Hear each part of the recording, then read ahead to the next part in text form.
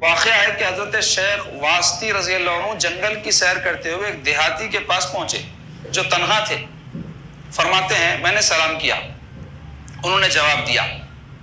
میں نے کچھ پوچھنا چاہا تو کہنے لگے اللہ کے ذکر میں لگے رہو کیونکہ اللہ کا ذکر قلب کی شفا ہے. یہ ایسے نصیحتیں بہت کرتے بزرگاں, نہ سنتے نہ یاد رکھتے. تو حضرت کیا بولے زیادہ باتیں نہ کرو, کیا کرو, اللہ کا ذکر کرو کیونکہ اللہ کا ذکر کیا ہے, دل کی بیماری کا علاج ہے. پھر فرمایا انسان ذکر الہی سے سست اور کاہل کیوں ہو جاتا ہے حالانکہ موت اس کی گھات میں ہے. گھات میں بول تو کبھی بھی حملہ کر دے سکتی ہے موت. آج کل تو سن رہے ہیں آپ, اخباروں میں آ رہا, سوشل میڈیا پہ آ رہا, پہچانت لوگوں کے اموات کی اطلاع نہیں مل رہی. اور پہلے 60 کے بعد سنتے تھے, آج 40 کے بعد کبھی بھی بتی بجھ جاری, اور زیادہ تر یہی ایج میں مر جانے, کارڈیک اریسٹ بول کے ہو رہا. اب اس کے کئی طبی اسباب اطباء بیان کر رہے ہیں, اور کئی لوگ کئی اپنی اپنی تحقیق بیان کر رہے ہیں, مگر کچھ بھی ہوں گی تحقیق, مر رہے ہیں تو سینا مر جانے لوگ. ہفتے میں 2-3 جنازوں میں شرکت کرنا پڑ رہا. کرونا کے زمانے میں جیسا مرتے تھے ویسے اموات ہو جا رہے. تو حضرت کیا بولے انسان ذکر الہی سے سست ہے, کریں گے کریں گے کریں گے بول کے ٹالتا رہتا بول رہے, اور کاہل ہو جاتا ہے حالانکہ موت اس کی گھات میں ہے. بولے کبھی بھی آ سکتی, کل کرتا ہوں بول کے ٹال کے رکھا, آج مر گیا تو نہیں کر سکا ذکر اللہ کا, اور اللہ تعالیٰ اسے دیکھ رہا ہے. یہ کہہ کر حضرت رونے لگے, ان کے ساتھ میں بھی رونے لگا. اب یہ رونا کب آتا, دل کی زمین نرم ہوئی تو آتا رونا, نہیں تو نہیں آتا. ورنہ میتوں میں جا کے بھی لوگ جو ہے عبرت حاصل کرنے کے بجائے قصے کہانیاں لے کے آ رہے وہاں سے. کچھ دیر بعد میں نے پھر پوچھا آپ تنہا کیوں ہیں. حضرت واسطی وہ بزرگ سے پوچھے, گاؤں والے ولی سے. فرمایا میں اکیلا نہیں ہوں, اللہ تعالیٰ میرے ساتھ ہے. تنہا کہاں ہوں میں, اللہ میرے ساتھ ہے. جب وہ میرا انیس, بول تو جس سے محبت ہوتی ہے, جب وہ میرا انیس وہ دمساز, جب وہ میرا انیس وہ دمساز ہے تو میں تنہا نہیں ہوں. مگر ہم سمجھتے ایسا اللہ ہمارے ساتھ ہے بول کے, اور اللہ اپنے ساتھ رہے بعد کسی کی کیا ضرورت ہے جی. اللہ سے بڑھ کے کوئی ہے. انسپیکٹر صاحب ساتھ ہے تو سینہ پھول جاتا, ایم ایل اے صاحب ساتھ ہے تو سینہ پھول جاتا, پہلوان صاحب ساتھ ہے تو سینہ پھول جاتا, بھائی صاحب ساتھ ہے تو سینہ پھول جاتا. اللہ سے بڑھ کے کوئی ہے. انہیں ساتھ ہونے کا احساس ہوا تو کتنی مدد تھی آدمی کو.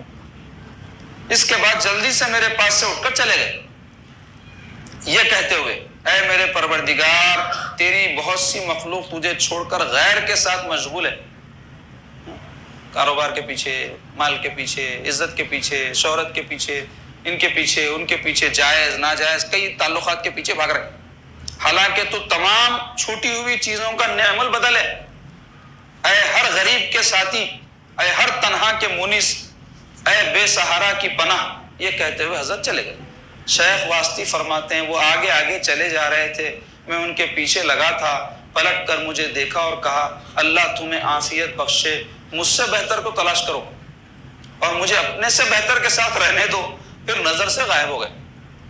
دیکھو اب اس سے کیا ہم کو نصیحت ملی, ہمیشہ اللہ کا ذکر کرتے رہنا, اللہ تعالیٰ ہمارے ساتھ ایسا احساس کرتے رہنا.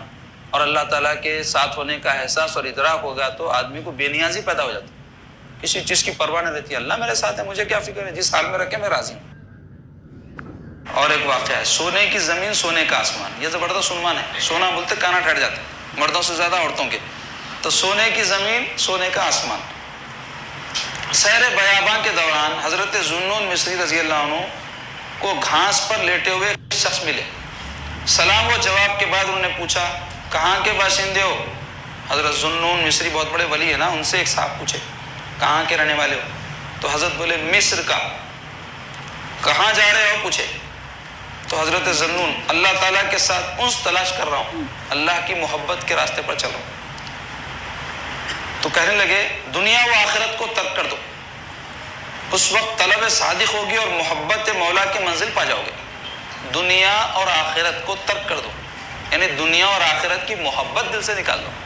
دنیا کو ترک کر دو, ٹھیک ہے یہ بات سمجھ میں آتی ہے. آخرت کو ایسا ترک کریں گے, اب ترک بھی کرے تو انسان ایک ٹھکانہ بننے والا ہی چیما, اور دنیا کو بھی ترک نہیں کر سکتے نا, بیوی ہے, بچے ہے, کاروبار ہے, کیسا, تو مطلب دل سے نکال دو محبت اس کی.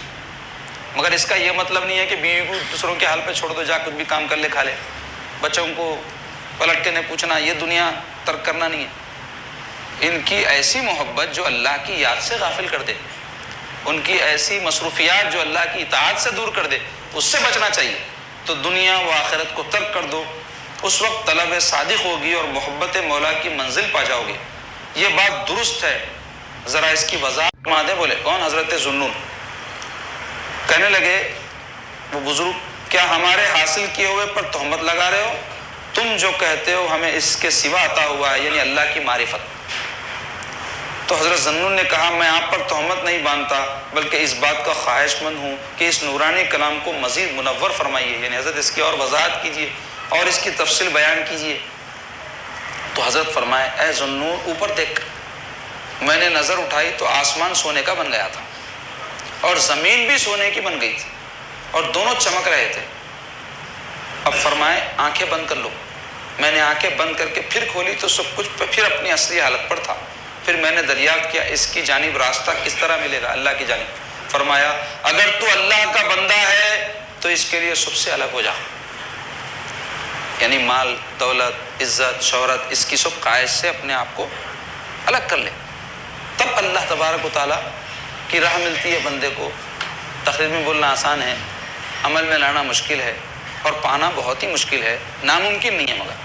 لیکن آدمی جس چیز کو طلب کرنا چاہتا ہے وہ اس کو ملتی۔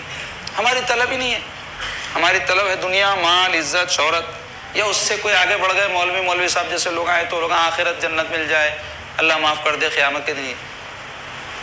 طالب مولا بننا، وطن مردوں کی محفل میں ایک نہیں طالب مولا، کسی کو فکر دنیا ہے کسی کو فکر عقبہ۔ اللہ کے طالب تو بنو، پھر دیکھو کہ دنیا اور آخرت کیسے خادم اور باندی بن کے ہمارے قدموں میں پڑی رہتی۔ اولیاء اللہ کے زندگیاں دیکھو آپ، ٹھوکر مارے دولت کو، اور جو مال دولت عزت کے پیچھے بھاگتا ہمیشہ یہ چیزیں نمبر 1 رہتی، نمبر 2 ہی رہتا، اور جس کو ٹھوکر مارتا انہیں نمبر 1 ہو جاتا، یہ نمبر 2 بن جاتی ہے ہمیشہ۔ لیکن کام آسان نہیں ہے، اس کے واسطے انسان قربانیاں دینا پڑتا، مصائب آئے تو صبر کرنا پڑتا، اور ذکر کی طاقت اپنے اندر پیدا کرنا۔ تو کم از کم اچھے مسلمان تو ہی بن جانا، یہ تو بڑی بڑی چیزیں ہیں، اللہ جس کو نصیب کرنا ہے کریں گا، جو آرزو کرتا ہے اس کو نصیب کریں گا۔ لیکن ہم کم از کم اتنی آرزو کرنا کہ ہم سچے مسلمان بن جائیں اور ایمان پر اس دنیا سے جائیں، کم از کم اس کے لیے ہم کو کوشش کرنا۔ تو اس کا پہلا قدم یہ ہے کہ سچ بولنے کے عادی بننا، جھوٹ نہیں بولنا، نمازوں کی پابندی کرنا، اور کسی بھی اللہ کے بندے کا دل نہیں دکھانا، دل آزاری نہیں کرنا۔